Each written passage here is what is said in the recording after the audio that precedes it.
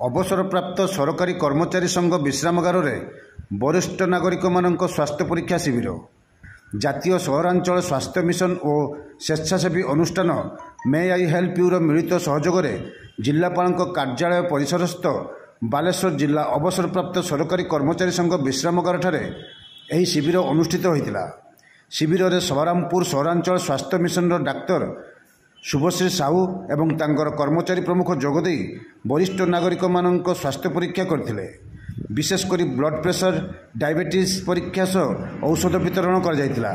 एही शिविर को मे आई हेल्प यूर उपाचक महांती एवं सदस्य माने परिचालना करथिले।